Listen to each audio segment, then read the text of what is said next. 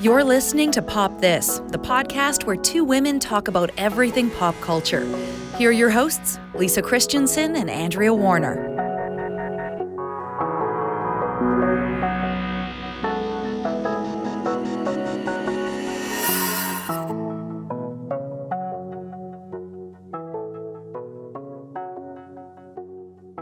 I just want to start the podcast off with a giant brag.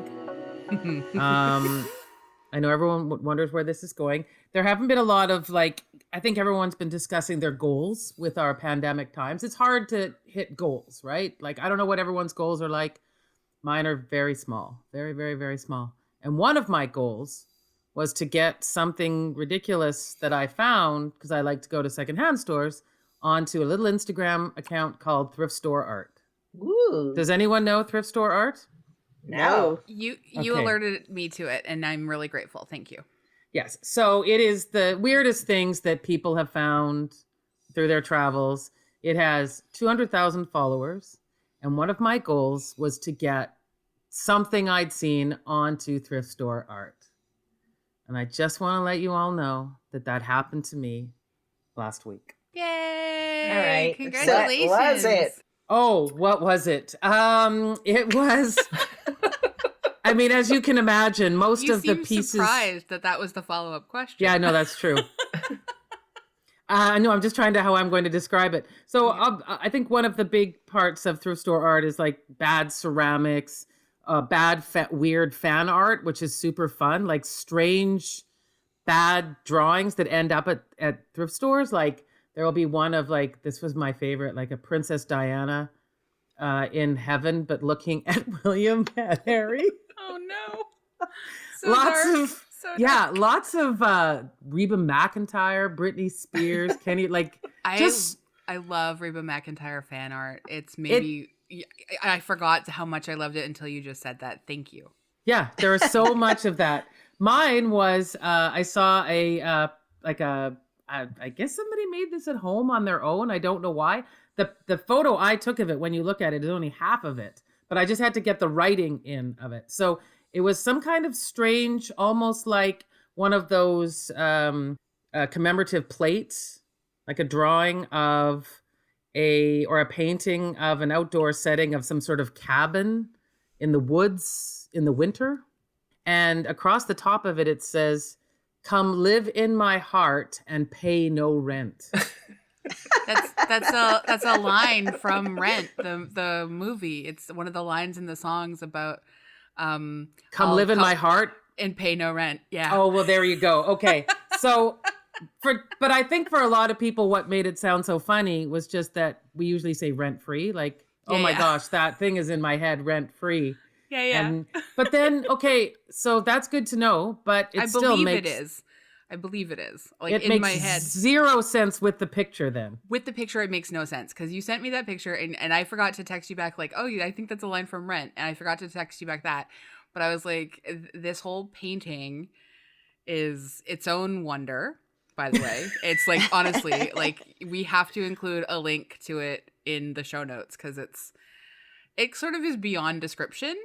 But then just this text splashed on top and even the font choice painted on, or how did they get it? No, it's some kind of, I don't know how they got it on there actually. It looks like it's been stenciled almost. Maybe. I feel like this is the only podcast that would have elevated this particular piece of artwork and given context to what the lyrics or what the wording is a reference to. Those kind of two little sources of knowledge, and I don't think any other combination of people would have brought that together. And if that is true, it's the most sophisticated piece that has shown up on thrift store art, because generally it's there's a t-shirt that says virginity rocks. I mean and it does. And the other one was a big bulletin board of the United States, and it just says, "Where's Daddy?" What? Ooh. I mean that is a question, I suppose. I mean, did you know that there's a restaurant in Richmond called Daddy's Grill? No. Yes, I did actually. I did.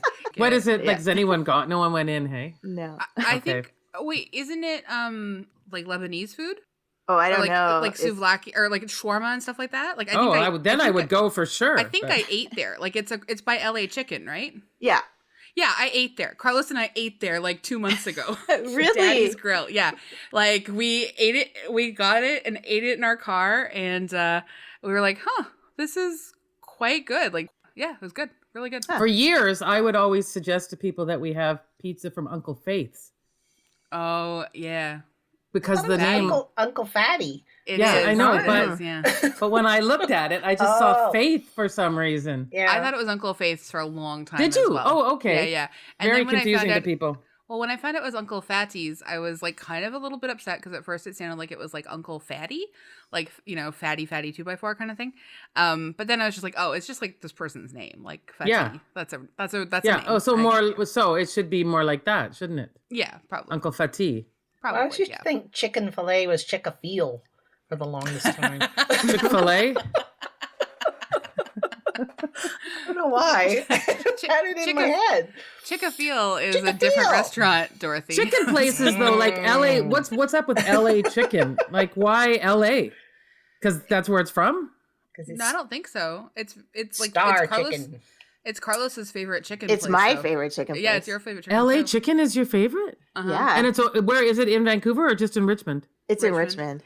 And they've Done. got like a spicy and an original. Oh, 'cause Yeah, that's, it's, oh. But did you guys It's hear there's so something good. called Mary's Chicken? Yeah, that's opening up on. Yeah, I saw Yeah. that. And it's opening up on like Main Street, and Yeah. it's supposed to be like a huge chain on the East Coast that's really popular. Yeah, Oh, I cannot wait. I'm so I just excited. recently I saw tried that. it. I recently Did you? tried it. It's really good. Yeah. Wait, it's already open now? Mm-mm. No, I went to one in I don't know where I was, but like it was in the I was like, recent. You're gonna guess recent now is the last 5 years, right? Yeah, I like went up. it's- yeah, I I saw went- I it was, just like, on in Monday. It's Surrey. not done yet. Yeah, No, I Oh, tried that's it in right. like Surrey or something. I That's went right, out to they- Surrey to try a particular kind of fried chicken. Someone said was good too. For people who don't live in the Lower Mainland, the fact that I said I went all the way out to Surrey means nothing. It just meant like an hour drive. That's all. I love that we made it from like Lisa getting her star turn on thrift Thank you. store Instagram and to fried chicken.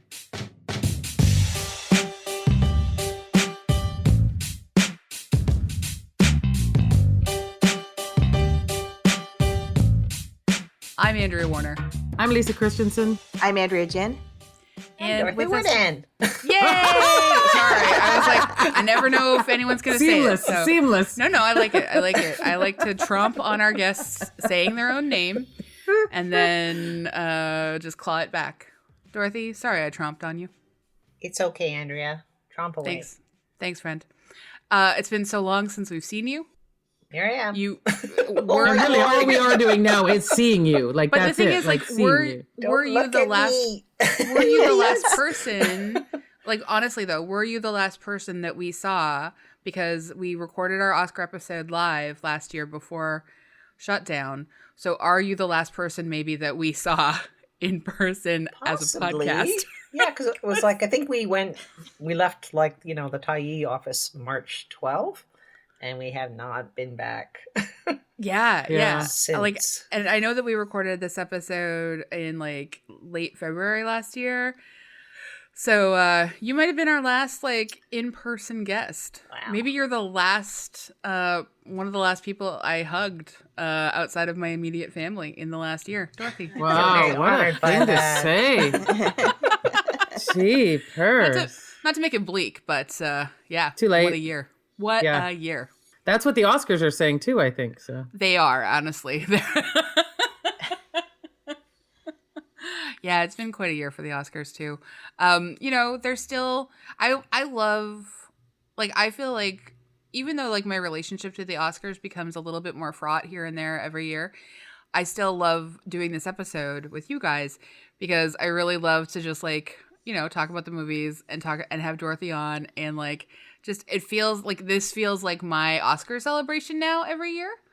I may or may I not just watch love them. the Oscars though. I mean, but it's like a childhood thing. Like No, I know. You You've loved know, them forever. It's my so- Super Bowl, but then I watched the Super Bowl, so that doesn't really work as an expression. So Well, your Super Bowl is the Oscars, and your Oscars is the This is the- Super Bowl. nice, perfect, yeah.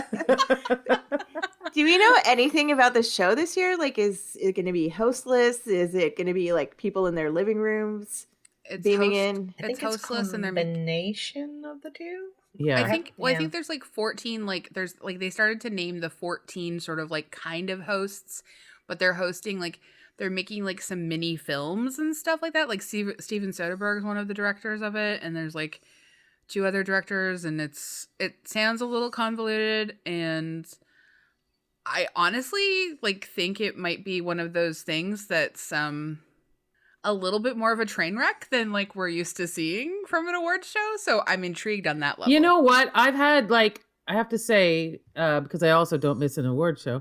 The Emmys, seamless, perfect. It was a fun show to watch. It worked. Golden Globes, what was that? Like it was crazy. The Grammys, not so bad. You know, it worked quite well. It was I think the hardest part for me to get used to is the very small applause. You know, it's a very strange thing. I really do think it would be a service to all of us. Just fake it. Just throw in big applause because it's very disconcerting, I find. The canned applause. Yeah. No, well, I take canned applause. I mean, we're used to it. Our lives, we're used to all of that fake stuff. So just put it in. Watching the Grammys and having like 10 people clap, I just was like, What about those digital audiences that Kelly Clarkson has where everyone's just like grooving on a screen, but it's like a really large screen? yeah, like like digital tombstones. It's amazing, honestly. At the U.S. Figure Skating Championships, they had like each skater was allowed to invite like their 8 family and friends to be like on a screen, and they put it up in the kiss and cry behind them, and it was actually like a really nice moment because they were like they would walk off the ice and like see their parents and their siblings and their friends all up on a screen. Nice. you got to work it out. You have to think of it ahead, though. I think that's what we're saying is you've got to have a plan. And you're saying you don't think the Oscars has one. I would be surprised if they didn't. Well, they've have been something. shambolic before, though, like Low these many years. Let's bring back Lab Low and the Snow White routine and James Franco and Anne Hathaway. Let's bring back Seth MacFarlane. But that's the thing, like God, the Oscars, no. like Oscars have so much money at their disposal, Yeah. and we know that they still turn out crap sometimes. It kind of has like a real weird problem. So I'm interested in what like Steven Soderbergh and like the other 2 people are gonna do because, like, though you know it's more. It feels to me like more trustworthy people. Maybe I don't know, like personally trustworthy, but like who know how to sort of like direct a thing or make a thing. You know, Maybe it could be like Ocean's 16, the Oscars. I would love that. I mean, honestly, if they stage a heist in the middle of it, Oh. that would be cool. You know what we haven't done yet? We haven't introduced Dorothy. Oh, I'm sorry. Okay. So just keep talking. I'm She gonna needs no introduction. Oh, there we go. I agree, but I'm gonna read this whole thing anyways. Okay. Dorothy Woodend is the culture editor for the Tyee. She has worked in many different cultural disciplines, including producing contemporary dance and new music concerts, running a small press, programming film festivals, as well as writing for newspapers and magazines across Canada and the US. Dorothy is a member of the Broadcast Film Critics Association, the Vancouver Film Critics Circle, and is the senior festival advisor for Doxa Documentary Film Festival in Vancouver. And last year, Dorothy was awarded the Max Wyman Award for Critical Writing. Congratulations! Yay! Well deserved. Well Yeah. deserved. Plus, Thanks. you Well, and you came back to us. Thank you. I know. I don't even know how we. Quick James, What? come back. Leslie, you're a talented artist. I was just gonna say. Plus, you have no mention in here about what an incredible artist you are. I wasn't aware of this. Oh my God, Dorothy's drawings are incredible, and it Beautiful. makes me very upset that you don't mention this in your bio. Oh, sorry. And she likes to draw goats. You draw so Chickens. many Very amazing things. Beautiful goats. Beautiful, beautiful goats. And she makes a mean key lime pie, probably. That's right, god damn it. So yeah, we're talking about the Oscars. They're happening April 25th. Technically, this is sort of like, the COVID Oscars. So they're including films from 2020 and early 21. And the most nominated film, of course, is Hollywood's quasi sort of like, intoxication with itself, Mank, with 10 nominations. Which I still haven't seen, and it's just on Netflix. Yeah. I know. I found it pretty unbearable. I Give me don't. Day of the Locust any day of the week. Yeah, But, I just don't. I feel like this genre is like the specific genre to me is just, a drunk male writer that's dealing with his demons. I don't care about anymore. Amen, Yeah, we've sister. seen every variation of it. So, God. And it's Yeah. still going. Talk about stories that are universal, apparently. It's just the same one over and over and over again. I was going to ask Dorothy, a lot of films, like the Oscars were moved, like the deadline was moved to later, and a lot of films were kind of had delayed releases last year, and some didn't get released at all. Like, what do you think the impact has been on this year's Oscars? Are they just kind of like not, maybe all the movies or the best movies were put out this last year? It's been kind of interesting because I think, it kind of cleared the way for a lot of films that maybe wouldn't have got a lot of attention in a sort of quote unquote normal year. So in some ways I think it's actually been beneficial. And you see it in a number of films that, like Minari, for example, or One Night in Miami. Like those were films that were extraordinary. And I'm kind of glad to see them in contention. And I don't know necessarily if they would have been kind of as widely seen in a normal year as they were this year. So there were kind of unintentional benefits to the COVID year. Me thinkest. I have not seen a lot of them. I'm going to be honest. We're kind of discussing all the ones we've seen. I don't know why. I just haven't seen a lot of them. I did manage to watch the one that I kind of random one I said I watched was the Danish film, Another Round, is it? Oh, the Winterberg. Oh, yeah, film? yeah. Yes. I watched that. I watched that. And I enjoyed that a lot, but I have feelings for Mads Mikkelsen. Oh, God, so do I. Got a lot of vapors for him. On my Instagram, I follow like 6 fan accounts. It's not healthy. But anyway, I did watch that film. My friend Flo and I send each other DMs of different photos from those fan accounts all the time. Well, I wasn't aware of this Really? little thing, so you should be sending them to me because... I didn't know. Oh, I didn't even know who Mads Mikkelsen was until Lisa first brought it up. Oh my God. Wow. years ago, Okay. my Mads Mikkelsen. Yeah, I just... Oh, I love him. Another Round was a weird one that I like because we watched it during the film festival, the Vancouver International Film Festival. And it was not what I felt was advertised to us in the description.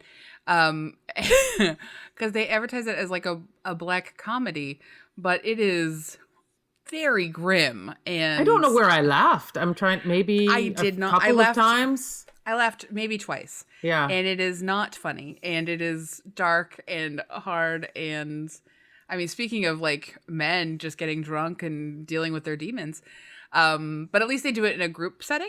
So that was good. And they're But, Danish. So. And they're Danish. I think that was like, yeah. So I enjoyed it. And I thought Mads was great in it. But it was not what I signed up for when I watched it. Yeah. Yeah, no, I must agree.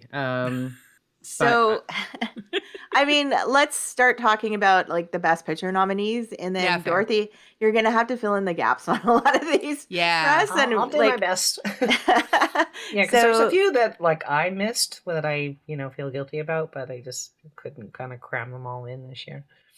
So I we've think got it's The reasonable. Father, Judas and the Black Messiah, Mank, Minari, Nomadland, Promising Young Woman, Sound of Metal, and The Trial of the Chicago 7. Now, like, which one are you sort of, we discussed this last year, but there's a difference between the movie you're pulling for and the movie you think is going to win. So who do you think is going to win, and who do you hope is going to win? I think Nomadland will probably win, but I'd like to see Promising Young Woman win just because it's kind of my dark horse favorite of all those films. Although I really like Minari. And I liked Judas and the Black Messiah. Now I'm trying to remember them all. So yeah, I mean, in that kind of group of films, there's some pretty interesting fare on offer this year. Yeah, I feel like the actual like best pictures is like it's pretty varied, which is nice. It feels good to see some variety. I mean, I wish that One Night in Miami had been nominated, because I think that was the one that really kind of deserved to be there, because I thought it was great. I thought it was really solid. Yeah, were there any other snubs that you felt happened in the Best Picture category? I'm trying to remember all the ones that people have been talking about, like Ma Rainey's Black Bottom. Yeah, and the Spike Lee film. The Five Bloods. Yeah, that was a bit of an odd one, because it's like, So yeah, there were a few kind of weird glaring omissions, but I think it's like the fact that it is so diverse is a great thing. Mm-hmm. I have no idea. Like, so one would think that I would have seen Promising Young Women by now, but I haven't actually. So Dorothy, I'd love for you to tell me a little bit about why it's your dark horse favorite. Like, I didn't really know much about Emerald Fennell. I hadn't seen her in The Crown. Like, she was kind of an unknown quantity to me. But I remember when that film came out, sort of barreling out of Sundance with all these great reviews. And, so when I saw it, I didn't have a huge amount of expectation, but it really surprised me. It went in all kinds of different places that I never expected it to go. And it's a very kind of post-Me Too film. I don't think you could have made it 10 years ago. I think it had to have sort of had this kind of sea change happen culturally in order for it to kind of come into existence. And, when Carey Mulligan kind of came out with guns a-blazing against the Variety review, I can't remember which critic it was, who said she wasn't hot enough, essentially, to be in that role. Blew him out of the water and, forced Variety to issue an apology. And so it's done a lot of kind of interesting things above and beyond, kind of picking up awards here and there and everywhere. It's a very curious creature, because on the surface it's very sort of, candy colored and popish, but it's got this very, very, very dark heart to it. But it's truthful at the same time in an interesting way about the consequences of sexual violence and revenge and what it does to people in their souls. So light fare, because I have also heard that described light as and dark, I'd say. I've heard it described as like also another sort of dark comedy, and I know that I want to watch it. I haven't. Every time I've had the choice to sort of watch it, I've said, am I here for this at this moment, or do I need a bit more time, And I haven't found my time yet. Yeah, it's an easy watch, because it kind of goes down like a candy-colored pill, right? And then once it's inside you, it kind of explodes in your tummy. Wow. Oh, good. So be careful. That did not make me say, you know what? As soon as this is over, I'm gonna go watch it right away. Have we all seen Nomadland? No, I have. I watched it. Yeah, I've watched it too. I watched it last night. What did you think? I mean, I really did love it a lot. I don't think that I loved it more than Minari, but I did love it a lot. And I found myself like deeply and profoundly moved, particularly in the final like 15 minutes or so. So it was, and also like very aware that I kept expecting, because Fern is a woman alone on the road, I kept expecting her to meet with violence somewhere, and how I was bringing a lot of sort of like pop culture and media depictions of women. Like it's like often one of the only stories that is told about women is like their relationship to and with violence. And so, this was not that. And so it was very different. And it really like, I found it really moving. Mm-hmm. Dorothy, what did you think of Nomadland? I really wanted to like it, but I didn't love it. I kind of thought it was, a little sort of Terrence Malick light, because there was a lot of scenes, where she's floating in the river, and it's all very bucolic in the American kind of West, even though she's living this kind of life of impoverishment in many ways. And I thought it was a little ponderous. Occasionally, I wanted it to be a little bit less self-serious, I guess. I'm not exactly sure why it didn't kind of hit for me. I mean, and I've read a fair amount of reviews that said, oh, it's nothing like the book, and the book, doesn't pull its punches in a way that the film does in terms of romanticizing, that lifestyle. Even though other people were like, she poops in a bucket. How is that romantic? But yeah, I don't know. I really wanted to like it, but it just didn't quite get into my heart for some reason. It kind of it seemed to me like a companion piece to Ken Loach's movie from last year. Sorry, We Missed You. Did you see that one? Yeah. And and like the whole poverty porn thing, I was thinking about the one film that I tried to watch and I just couldn't do was Hillbilly Elegy. Oh, I tried that too. No, I thought it was like an SNL sketch or something. It felt so overdone.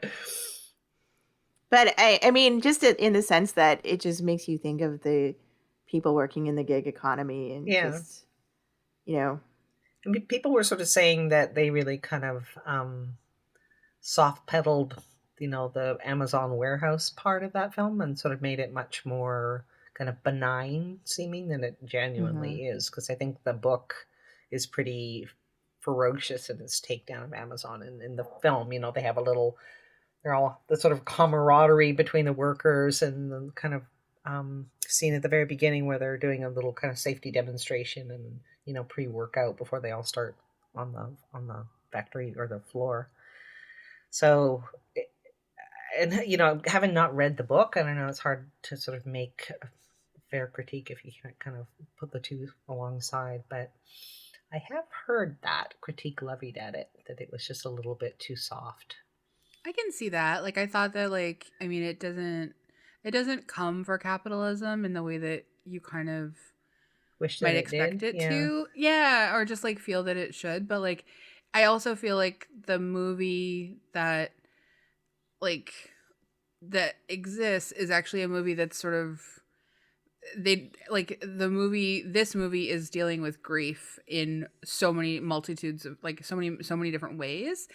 And when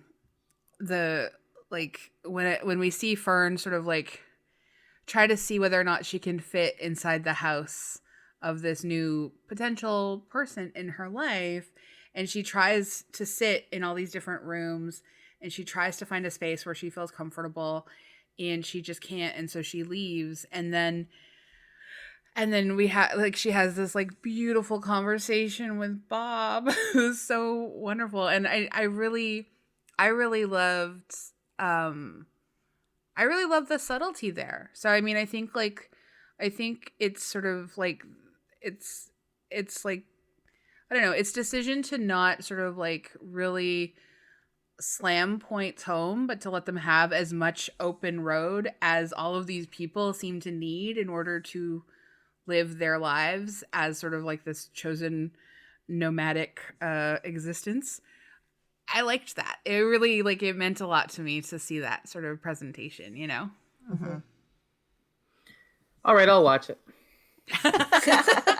Well, that was easy. Well, I will say my grandma watched it with us, and at the end she was like, I really liked it, but it could have been shorter.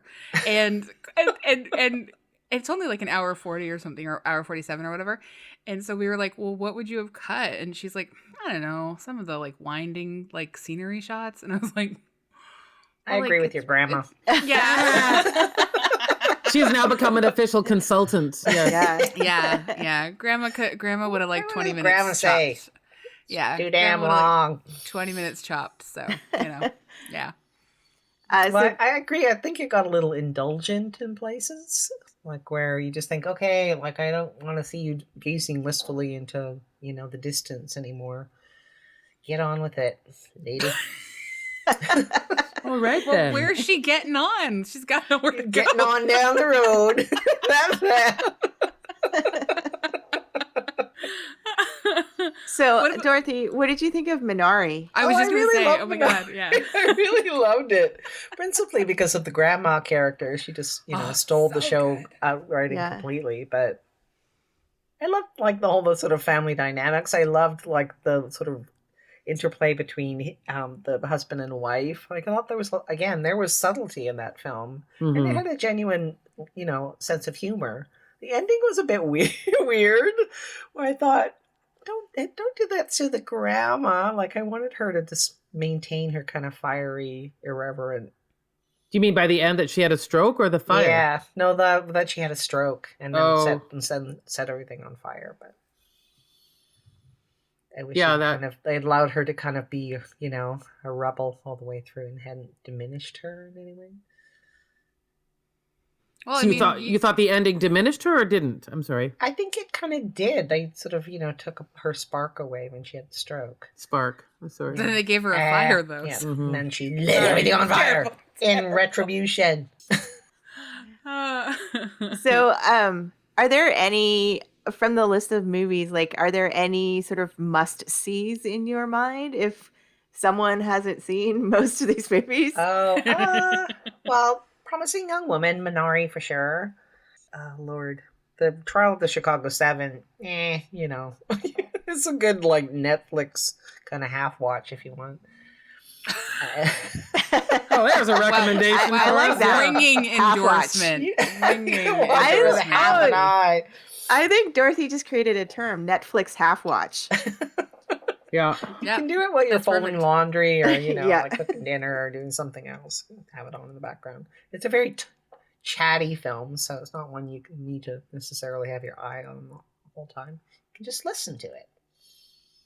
There are certain films I like to do that with, where I just think, I'm going to put you on in the background while I, Do you wish it chop was these a onions. podcast? What I about like one to be of- able to kind of dip in and dip out when I want to. What about did you watch the Borat movie? I did, yeah. So there's a comedy, I guess, but obviously that is an extremely serious comedy in its own way. I was a bit surprised by the Borat film because I kind of liked, the fact that she, finds herself, this young woman, and, has this kind of epiphany about who she is and who she wants to be and kind of forges her own way. So you're not surprised to see her nominated? No, I thought she was great. I really, she was the heart of that film. So just finally wrapping up Best Picture, like, what about Judas and the Black Messiah? I liked it. I thought One Night in Miami was a better film, in all honesty, but it's okay. What even is The Father? Yeah, I don't know. Oh, We I haven't talked heard about that that at one. all. With Anthony Hopkins and Olivia Colman. I'm in all honesty, I got about halfway through that film, so It's about a father with like dementia. Is that? yeah. Yeah. Oh, okay.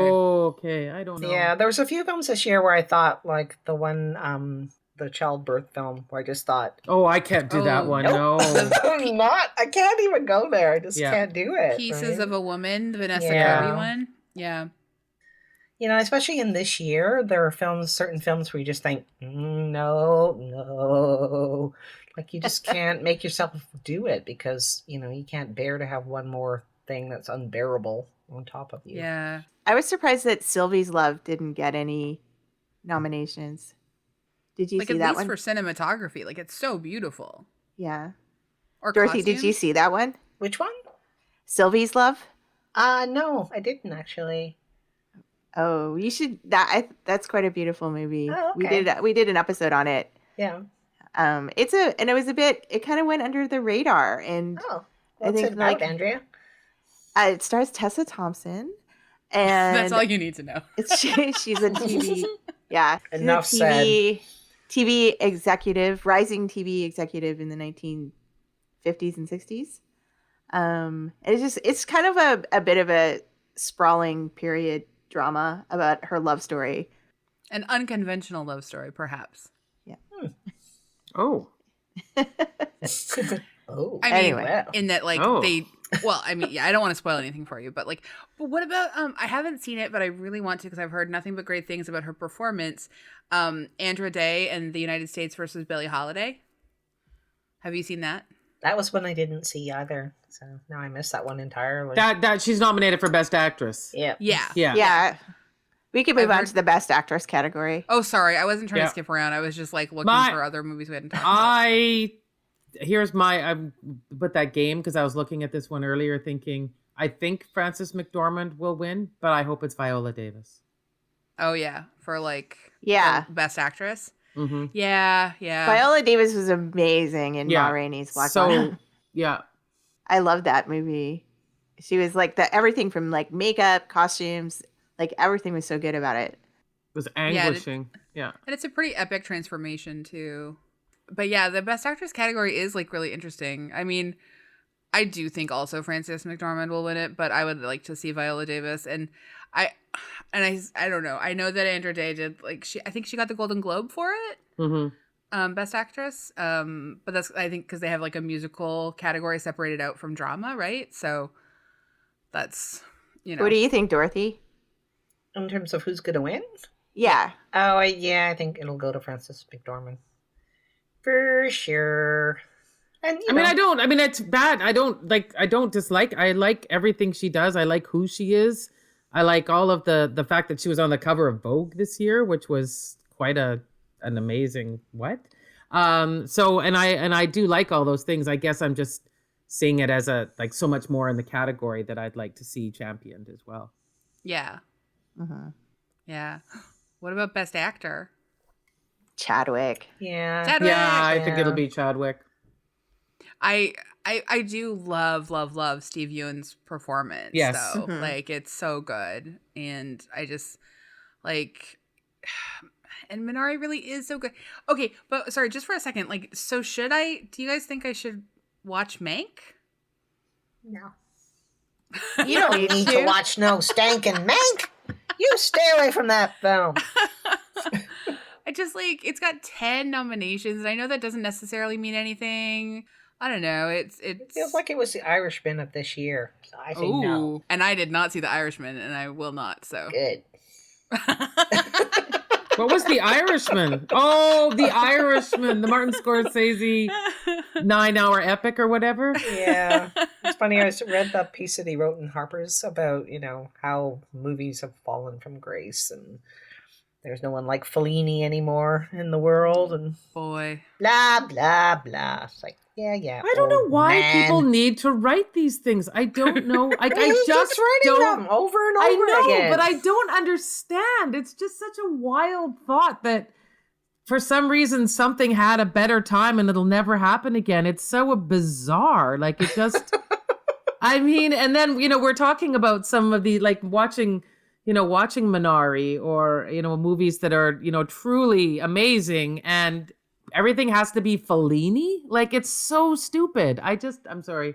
I'm not even being articulate. I'm just it's like, frustrated. Another old man yells at the clouds. Yeah, or something. I know. Well, now I know. I mean, I try always every year to watch as many of the nominated films as possible. And what irony that this year has been the easiest to see them all from home, and I haven't.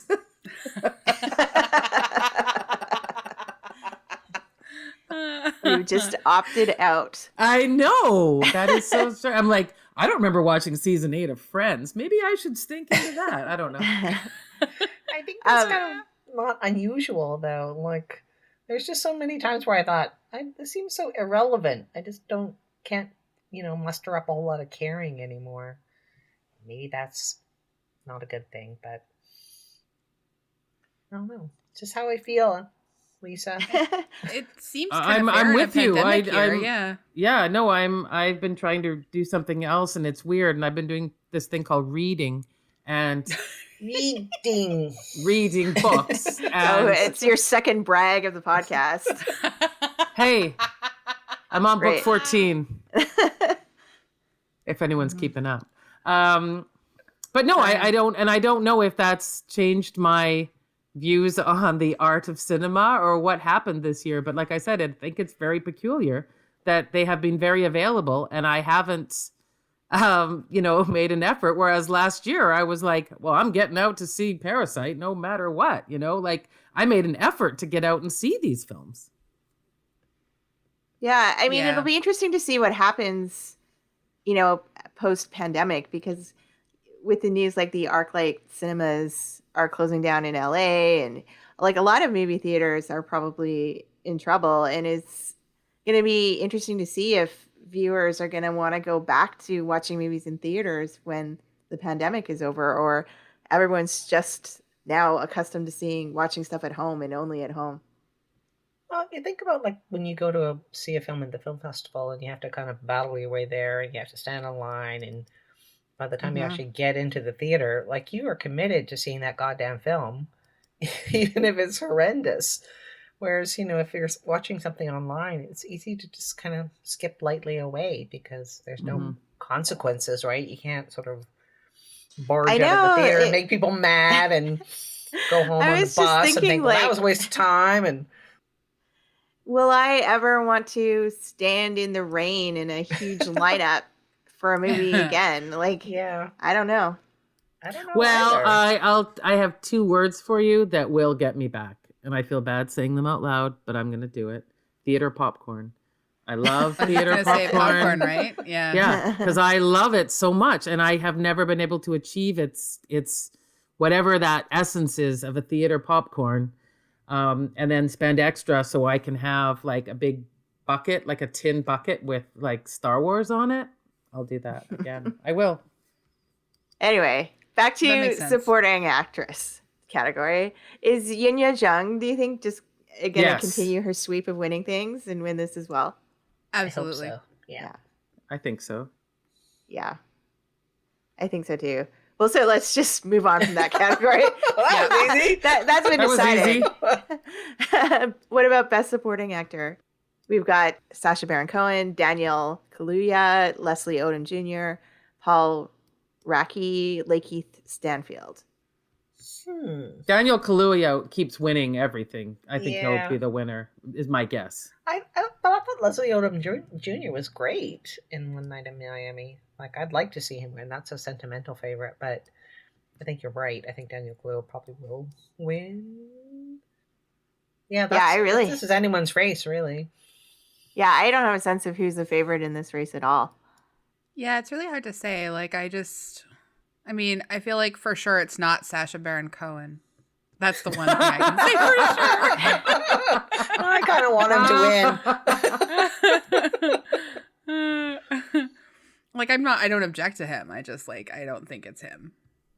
I just remember when, back when I saw Get Out, I remember that when Jordan Peele saying, just watch this Daniel Kaluuya, he is going to be something. I remember him specifically saying that, and boy, was he right. What about original screenplay? This is a hard one, I think, because this might be where they give something maybe to Promising Young Woman. That's where I think too. Yeah. Or they give Aaron Sorkin his 1,000th award. Woo.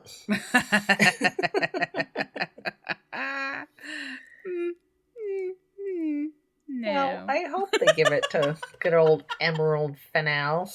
I think she deserves it. That's one of the best names ever, don't you think? I know. I just love that name so much. I wish I was mine.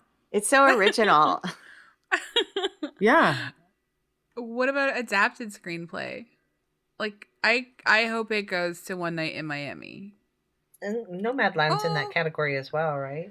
I mean, I love Chloe Zhao, and I do love Nomadland a lot, but I just feel like it's much less about the screenplay than it is about other elements of. Although that I don't know.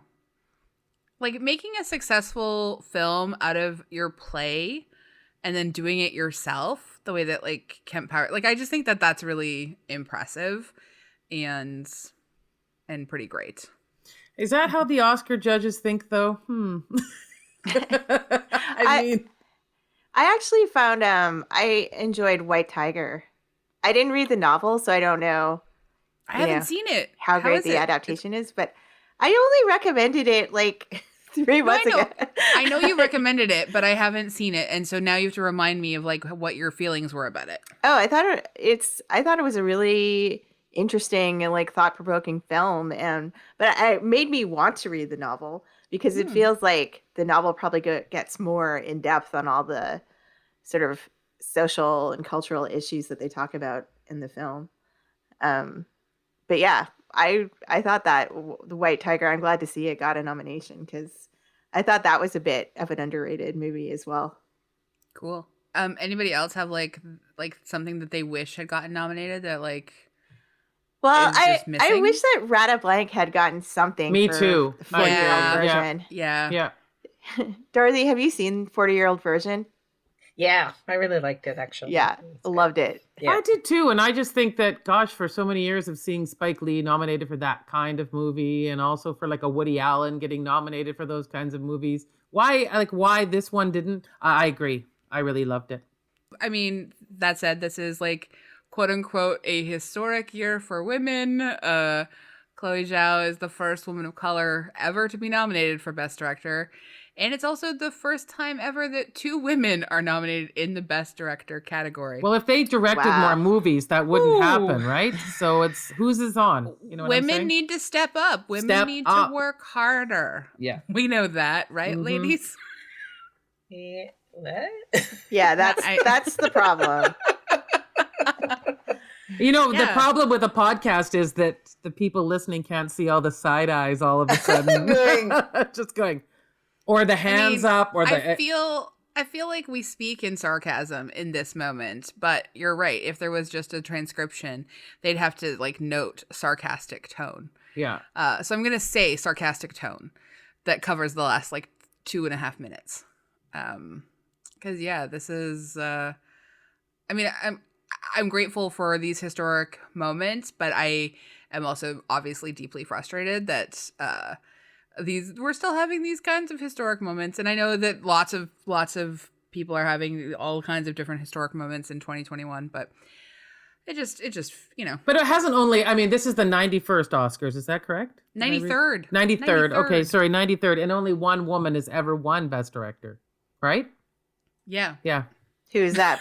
Catherine Barbara Bigelow. Catherine. Oh, Catherine Bigelow. And not for Point Break. I know you're all surprised. I am too. Or One of the Strange greatest Days movies as of all well. time. classic. Yeah, classic. Yeah. I forgot Strange Days. I liked that when it I came liked out, it but I haven't too. seen it in like 20 years. Yeah, same here, but Yeah. it resonates still. I mean, yeah, maybe. I don't know. But it's such a weird milestone to celebrate. It's also a quote unquote historic year, and that 9 actors of color are nominated as well. Again, when we're sort of still like having to just, you can count on 2 hands. Great, but we can still do better, and Oscars can still do better. But And also, as we've learned through watching many of these shows, you can nominate people, but can you actually give them the awards? that's true. Yes. Good point. So, Although, I mean, Parasite last year kind of like reset the game in many ways. Like, I didn't expect it to win. didn't you? And it, I not did. really. And then No. it did, over and over and over again. So surprises still will happen. Oh, Yeah. that's what we bank on. Yeah. We bank, I mean, not maybe quite the Moonlight La La Land kind of surprise, but hey, I'll take it. That was at least a moment, wasn't it? Yep. That will live in infamy forever. Forever and ever. But yeah, I mean, I honestly do hope Parasite was like a hard reset, but I think we've had moments in time where we think that a hard reset is coming and then it doesn't quite happen. But this is a good year of films to sort of like, it seems as if there is a shift, which is good. What for you, Dorothy, and then all of us can say, like, what are the films that pop for you?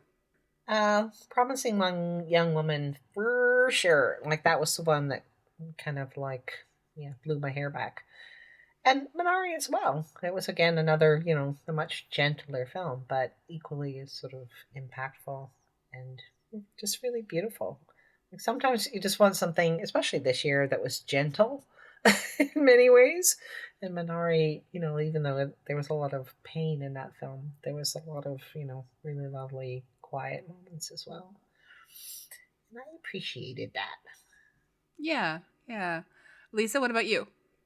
I feel a little bit bad even trying to approach this since I haven't seen many of these films. So I will say that Minari, because I saw that, and we did see Ma Rainey's Black Bottom, which I also, really enjoyed. And I guess, just a little bit of another round, just, for Mads Mikkelsen people out there who I know there are many.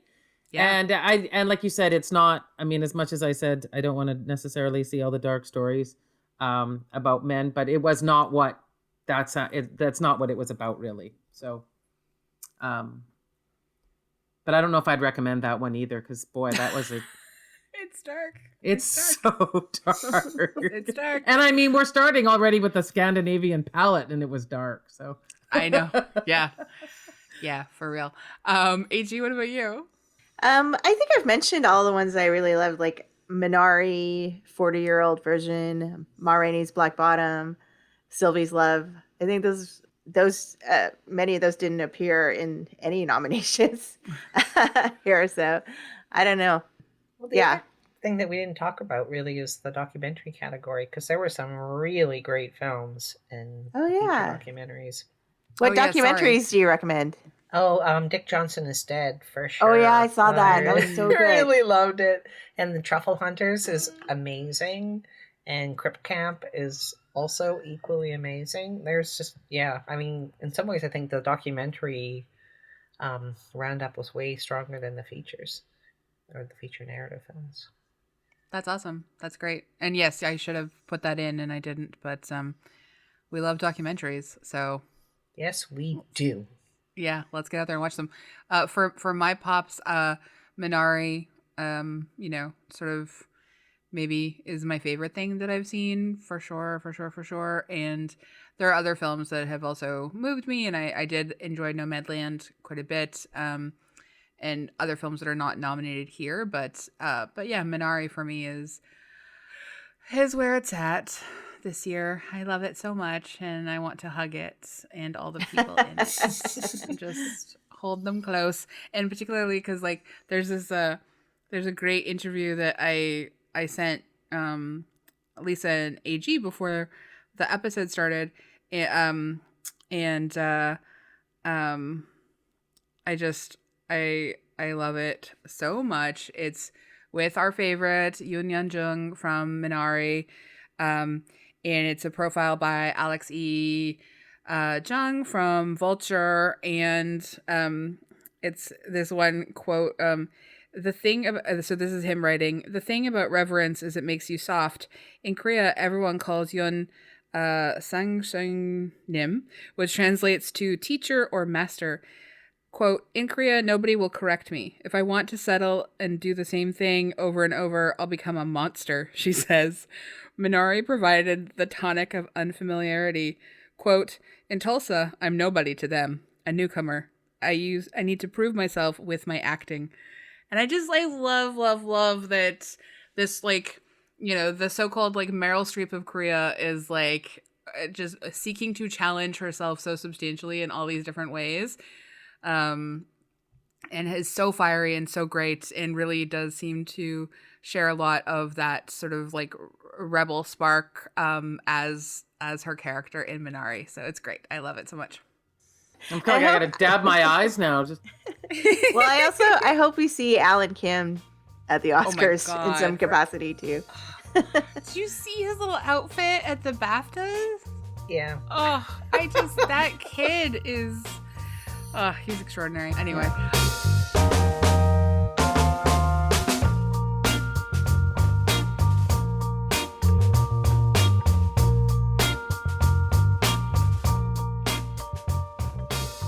We love to leave our episodes on something we recommend. So, Dorothy, as our guest of honor, would you like to go first? Sure. So I'm going to, stray away from the film track and to the visual art world. And there's a great exhibit at the New Media Gallery in New Westminster, which is a very easy SkyTrain ride out there. It'll take you about 20 minutes. And it's called Mirror Ends, and it has to do with mirror neurons, but it's all about interactive machine artwork that you can mess about with. and it's just really fun and a little on the creepy side, but thoroughly thoroughly enjoyable. So I would highly recommend it. Well, we love stuff that's a little on the creepy side, so thank you so much for that. It's a great recommendation, and maybe I'll leave my house. I mean, maybe not this month, but maybe next month, because it's on until May 30th. It's on until May 30th, so you've got time. Yeah, you've got time, Andrew. Yeah. Thank you. Lisa, what would you like to recommend? So we're not traveling. We don't get to go to other people's homes. There's a website called Nowness, and they have a series called Nowness My Place. And there are these beautiful, I don't even want to call them videos. I want to call them short films that show different people, like architects, actors, writers, in their homes. And these are so beautiful. And I try to watch one every morning just to remind myself of the outside world and all of the beautiful things out there and beautiful art being made. So I'm kind of running out because I watch one every morning, but now I'm going back to ones I've liked before. And so I just recommend, if you're just, and they're only like 5 minutes long. And so they just fill me with lots of joy. And like I said, the things that we're looking at are as beautiful as the films that are made about them. That's awesome. That's great. Thanks. AG, what about you? I want to recommend this book called Everything I Never Told You by Celeste Ng. It's actually from 2014. It's not a new book, but I've just finally gotten around to reading it.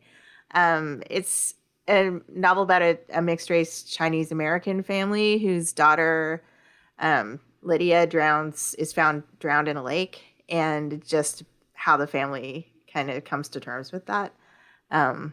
It's a very good book. That's awesome. And also Celeste Ng, great follow on Twitter. She's so great on Twitter. I love her so much. Great. Excellent. Thank you so much. I'm going to recommend a graphic novel, and this is a debut graphic novel from Shira Spector. And I'm just going to I loved it so much, and I did this interview with her, but I'm just going to read like the back of the book so that I don't just give you like my interpretation of it, because I think the back of the book sort of creates it's pretty compelling copy. So, set in a kaleidoscope of Montreal and Toronto, Red Rock Baby Candy unfolds in subtle tonal shades of black ink, slowly shifting into muted color hues until the pages explode into a glorious full color palette reflecting the emotional trajectory of the author's story. The irreverent characters begin to bloom and to live life fully, resurrecting the dead in order to map the geography among infertility, sexuality, choice, and mortality. Instead of using traditional comics panels, the author paints every page as a unique composition that conveys her inner world and the objective series of events she relates. It is the most formally revolutionary visual storytelling since Emile Ferris's My Favorite Thing is Monsters. And Shira Spector is super cool. She's actually originally a fiber artist, and it makes comics.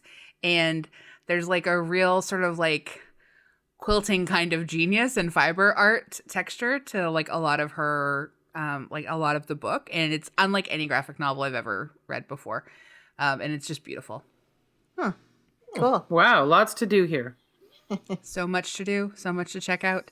And that's published by Fantagraphics. You can find it at Fantagraphics.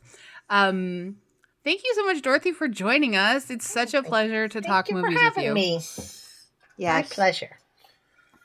We love having you come back every year. Mm-hmm. So nice to see all your beautiful faces. What visages we present you with. Would you like anyone to reach out to you or find you online or something? Oh, sure. Where would you like them to do that? Mostly. Yeah. Yep. The tie.ca. So perfect.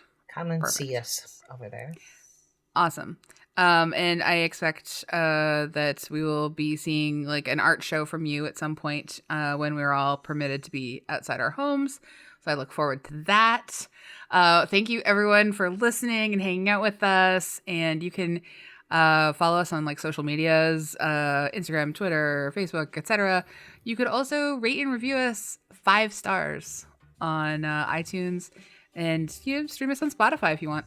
Yeah, you can do Whatevs. anything you want. And thanks, Dorothy. Thank you to our wonderful producer and co-host, Andrea Gin, who is having to watch and do a lot more than she ever thought she would have to. So thank you so much. Thank you so much. More. And happy Oscars, everyone. Yeah, enjoy. Yeah, happy Oscars. Or Lisa's Super Bowl. Either one. Win-win.